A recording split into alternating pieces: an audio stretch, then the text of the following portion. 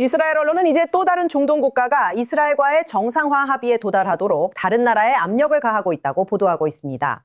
하지만 진정한 평화를 위한 것이 아니라 앞으로 이스라엘과의 더 큰 전쟁을 준비할 시간을 벌기 위한 것이라고 전해집니다. 이 보도는 이스라엘군 검열관의 승인을 받았습니다. 해당 국가들이 어느 나라인지는 여전히 기밀로 남아있지만 이 사실은 외교 분위기가 무르익는 가운데 드러났습니다.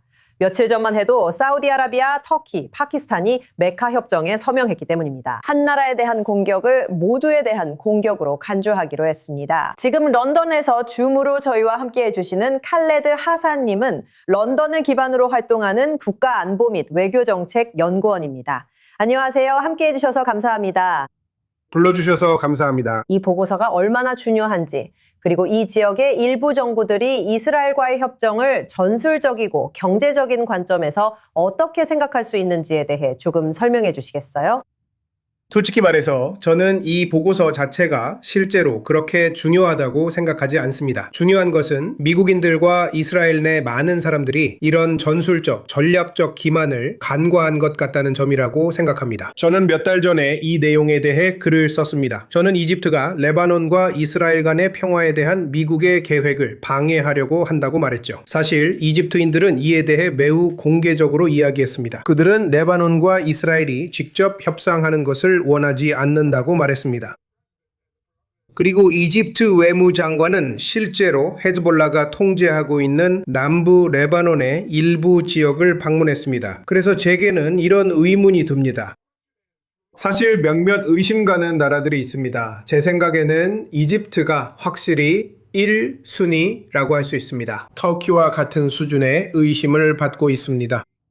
제가 이야기하는 일부 분석가들은 사우디아라비아를 의심하기도 했습니다. 하지만 저는 그렇게 믿지 않습니다. 하지만 제 생각에는 다시 말해서 솔직히 왜 이런 사실이 몇 달 전에 발견되지 않았는지가 중요하다고 봅니다. 그러니까 그렇다고 해도 사우디아라비아가 이미 그런 일을 했다는 건 정상화 목표 때문에 말이 안 됩니다.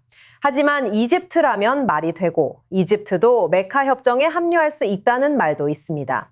그러니까 제 말은 당신에게 가장 결정적인 증거는 터키와 이집트라 될까요?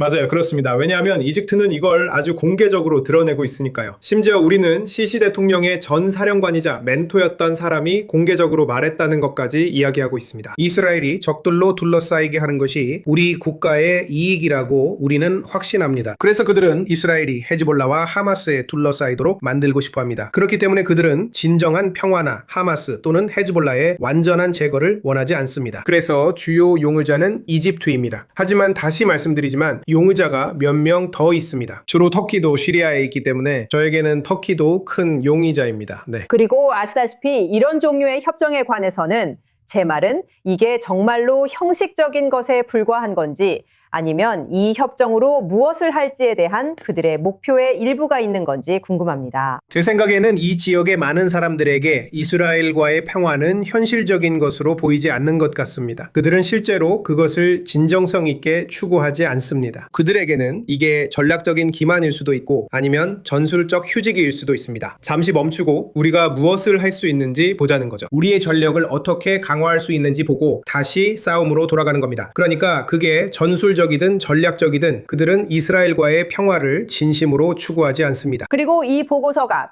평화협정만으로는 충분하지 않고 반드시 군사적 억지력이 뒷받침되어야 한다고 주장하는 이스라엘 내 사람들의 주장을 강화할 수도 있을까요? 네, 맞습니다. 저도 전적으로 그렇게 생각합니다. 그리고 솔직히 말씀드리자면 제가 가진 가장 큰 문제는 미국과 관련되어 있습니다. 미국이 실제로 후원하는 평화협정들이 제대로 이루어지도록 훨씬 더 많은 노력을 해야 한다고 생각합니다. 그 협정들이 진정성 있고 진지해야 한다고 생각합니다. 그리고 가장 큰 실패는 분명히 이집트와 이스라엘 사이의 캠프 데이비드 평화 조약이라고 생각합니다.